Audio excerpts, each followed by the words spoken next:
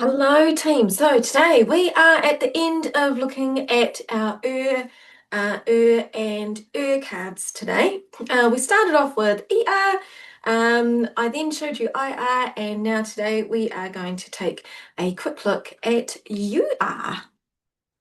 Okay, trusty whiteboard and pen. And yep, this is really all you need, okay? And some words up your sleeve. So just as a recap, we've been going through our R-controlled A-E-I-O-U. That's my working memory. We've been going through some R-controlled vowels. And as I explained, each time that we've done this, each of the vowels has what we call an R control. Sometimes it's known as a bossy R.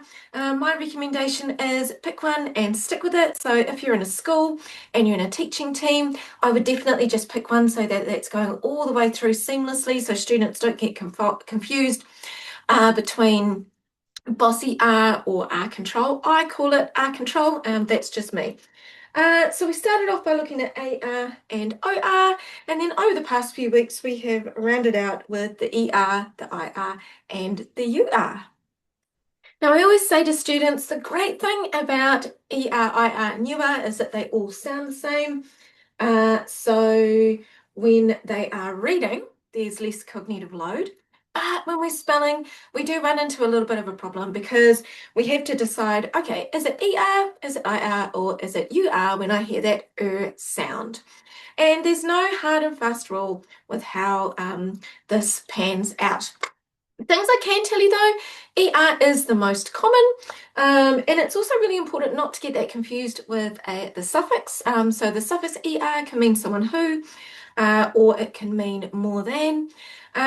So medial sound as an and ER is the most common. Then the second most common is IR, and the third most common is UR. As we looked at last week, sometimes these can be known as circle words, although you can't 100% rely on that.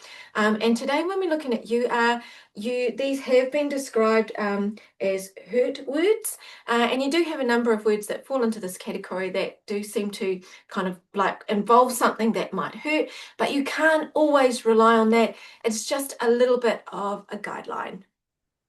So if I'm introducing this to my younger learners, we will look at some nice easy words like, for example, hurt, burn, and we'll also roll into our digraphs, of course, churn.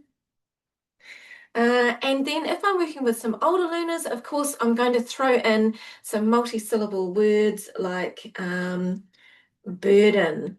And yeah, I'm going to just take the time to pop a few more words down here to show you some different words that you can also use.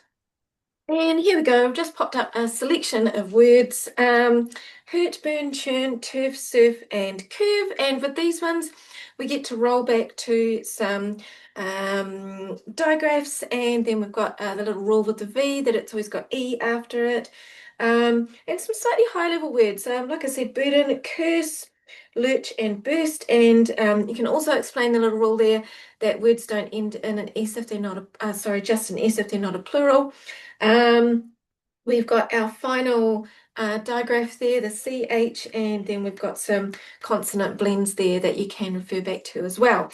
And then as I was saying with the hurt words, so yeah, for example, like curse, burst, burn, churn, and surf, they are all to do with perhaps an action or something that might hurt you.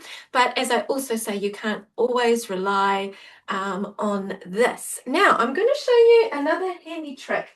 When you've taught your way through all of the R control words, there is a handy little trick that you can do if you've got students who are unsure about what to do when they're coming up to a word that they're unsure of how to spell. So for example, if they've got the word burst and they don't know whether it is ER, IR, or UR, get them to write it down in all three versions.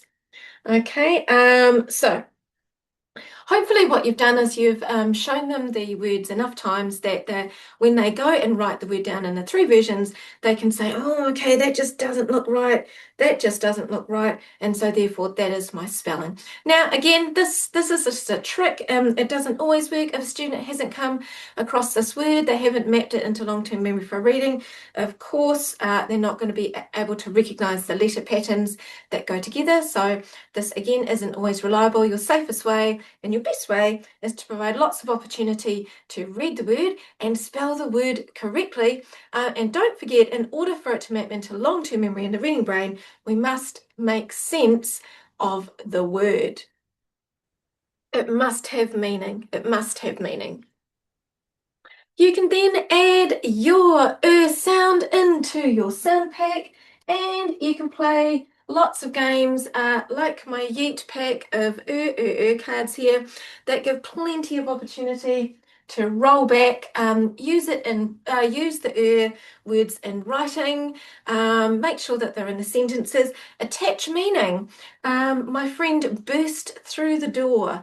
We are learning how to make butter. We churn the cream. The sea will churn and boil.